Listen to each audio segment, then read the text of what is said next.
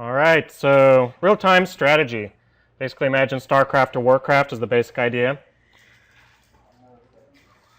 The buildings themselves are actually basically the tower defense game. So if you don't remember that, go look at the GameMaker 1 videos on the tower defense game. But it's a similar idea to that. And then when you have a particular building selected, you can create units from that. The tricky part is the units themselves.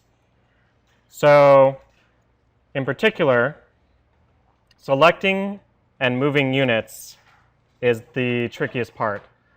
For example, these two red dots are my units, these are my resource, and then this fire thing is my base. Now, in most of these games, the way you select units is you actually draw a box, like so. And then anything within that box gets selected. And then you right-click to move it. So if I select both of these units and I tell them to move, they should move to that point.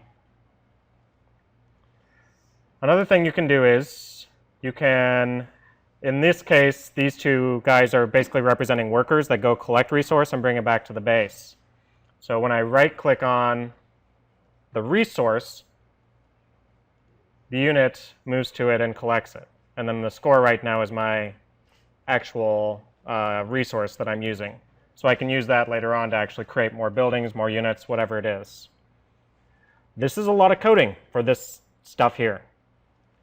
So going into it. The first thing I've done is that I've created a parent unit, and it has a couple variables in it. Selected, which stands for whether or not it's currently selected, so basically whether it turns green or red. NX and NY is a destination point, so a point I'm trying to get to. So when I right-click, I set the destination point to be wherever I've clicked, and all the units that have that are going to try and go to that point. The step event is basically, if you're more than 10 pixels away from your destination point, try moving towards it using potential step. This is motion planning, by the way, so it tries to go around objects. All right, I created a quick diagram here that shows how this particular unit moves. This is called a state diagram. Sometimes it's called a finite state automata. So the basic idea is this is a diagram of all the movements that this thing's going to have. And I'm actually using a variable to keep track of which state I'm in. So if I'm in state 0, that means I'm not moving currently. And then there's a couple things I could do. I could right-click with no target, so I'm not right-clicking on a resource. And in that case, you become state 1 and you move towards that point. If you reach that destination, you move back to state 0 and stop moving.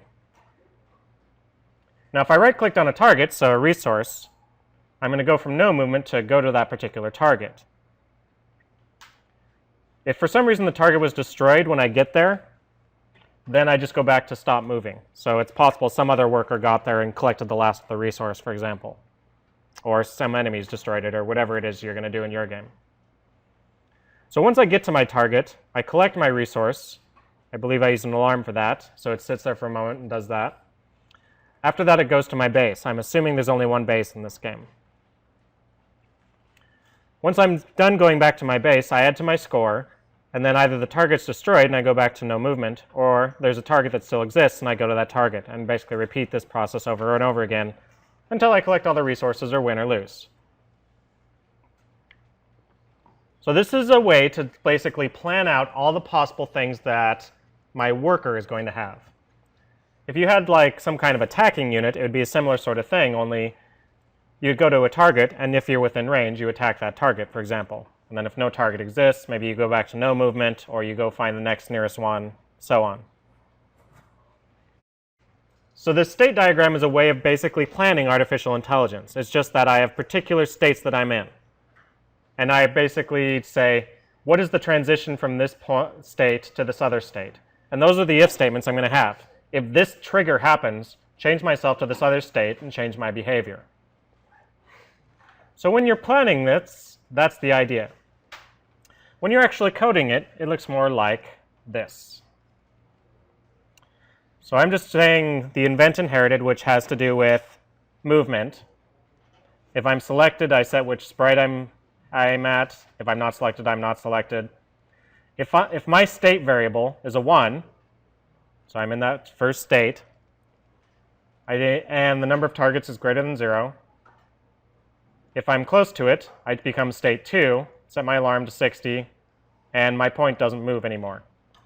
Otherwise, I have no target, and I set my state back to 0. If I'm in state 3, which is I'm going to my base, if the distance to the nearest base is less than 20, score, and then check to see if there's another target. If there isn't, then I just reset my state back to 0. If I'm collecting currently, if my state is 2, then I go back to my base. Otherwise, if my base doesn't exist for whatever reason, I stop. So that's all stuff that happens in my unit. A diamond, all it has a variable that keeps track of how much it's got. When you right-click on it, you tell all the selected units, hey, this is the ID of the target you want to go to. And by the way, here's the X and Y where that is, and you're now in state 1.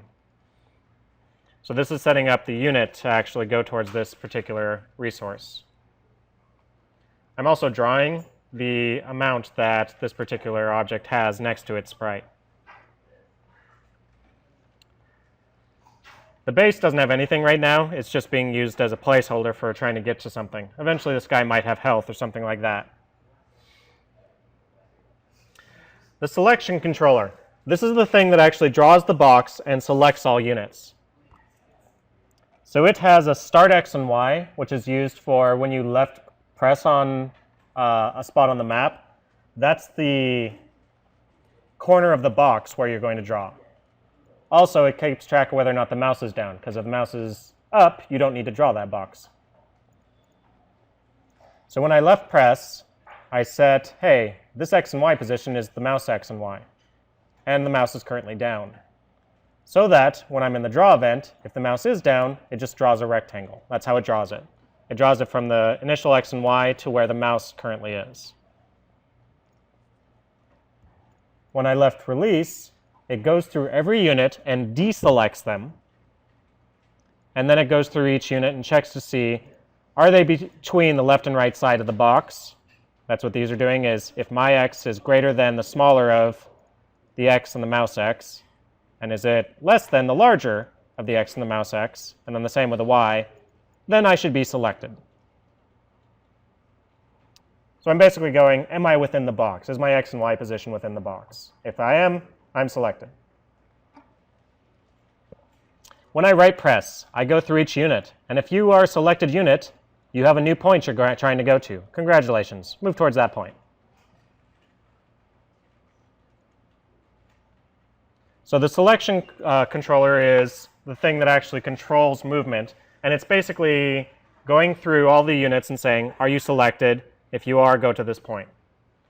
And then the units themselves actually decide to move towards that point once they are assigned a place to go. All right, it's a little complicated, I got to admit, but that's the unit portion of it. If you can handle that, you can handle most of the rest of it. The towers themselves are going to be just like the tower, or the buildings are just like the tower defense. You have a place where you can select a building. You can place it, assuming you have enough of your resource, whatever it is. Your units that are more the attack units would have a similar diagram to this. The only difference would be they'd have an attack state instead of like going to base and collecting resources. And eventually you're going to have some sort of health probably on the enemy base, on your base. Maybe you could do it on buildings. It's up to you how you do that. All right, that should be enough to get you going. This thing is out in the README.